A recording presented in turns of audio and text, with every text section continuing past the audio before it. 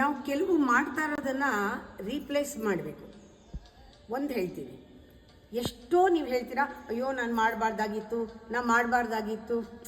ಮಾಡಿಬಿಡ್ತೀರಾ. ಮಾಡಬಾರದಾಗಿತ್ತುನ replace ಮಾಡೋದು ಹೇಗೆ? ಓಹ್ ಬಿಡಿ ಅದನ್ನ, ನಾನು ಈಗ ಬೆಟರ್, ನಂಗೆ ಗೊತ್ತಾಗಿದೆ, ನಾನು ಬೆಟರ್ ಆಗಿ ಬದಲಾಯಿಸ್ತೀನಿ. ನಾನು ಹಾಗೆ ಮಾಡಬಾರ್ದಾಗಿತ್ತು ಅನ್ಬೇಡಿ, ಇವಾಗ ಮಾಡಬೇಕಲ್ವಾ, ಬೆಟರ್ ಆಗಿ ಮಾಡಿ. ಅದೇ ರೀಪ್ಲೇಸ್ಮೆಂಟು.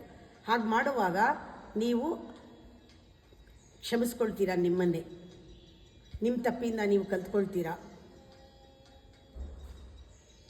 ಈ ಸೆಲ್ಫ್ ಶೇಮ್ ಅನ್ನೋದು ಇದೆಯಲ್ಲ, ಅದು ಸ್ವಯಂ ಅದು ಅವಮಾನ, ಸೆಲ್ಫ್ ಸ್ಯಾಬಟೇಜ್ ಅಂತ ಹೇಳ್ತಾರೆ. ಅದು ಬೇಡ. ಆತ್ಮವನ್ನು ಶೋಧಿಸಿ ನೋಡ್ಕೊಳ್ಳಿ, ಶೋಷಣೆ ಮಾಡಬೇಡಿ, ಪಾಠದ ಥರ ತಗೊಳ್ಳಿ.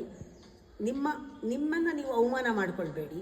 ನಾನು ಮಾಡಿದ್ದೀನಿ, ಆಯ್ತಬ್ಬ, ಯಾಕೆ ಮಾಡಬಾರ್ದಾಗಿತ್ತು, ಇಲ್ಲ ಇವಾಗ ನಾನು ಬೆಟರ್ ಮಾಡ್ತೀನಿ, ನಾನು ಈ ಚಾನ್ಸ್ ತೊಗೊಳ್ತೀನಿ, ನಾನು ಬೆಟರ್ ಮಾಡ್ತೀನಿ. ಪ್ರತಿಯೊಂದಕ್ಕೂ ರೀಪ್ಲೇಸ್ಮೆಂಟ್ ಇದೆ.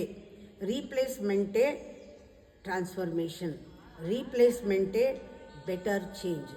ರೀಪ್ಲೇಸ್ ಅದೇ ಥರ ಆಡಬೇಡಿ. ಒಂದು ಸತಿ ತಪ್ಪು ಮಾಡಿದ್ದೀರಾ, ಮಾಡಬೇಡಿ. ಅದನ್ನು ಮಾಡಲಿಲ್ಲ, ನಾನು ಸರಿ ಮಾಡಬೇಕಾಗಿತ್ತು ಅಂತ ಗೊಣಗಬೇಡಿ. ಇವಾಗ ಮಾಡ್ತೀರಲ್ಲ, ರೀಪ್ಲೇಸ್, ನಾನು ಬೆಟರ್ ಮಾಡ್ತೀನಿ, ನಂಗೆ ಗೊತ್ತಾಗಿದೆ ಈಗ, ನಾನು ಬೆಟರ್ ಮಾಡ್ತೀನಿ. ಇದು ಪಾಠ. ನೀವು ಬೆಟರ್ ಆಗ್ತೀರಾ, ಬೆಟರ್ ಮಾಡ್ತೀರಾ, ಬೇರೆನೇ ಮಾಡ್ತೀರಾ, ಚೆನ್ನಾಗೇ ಆಗ್ತೀರಾ.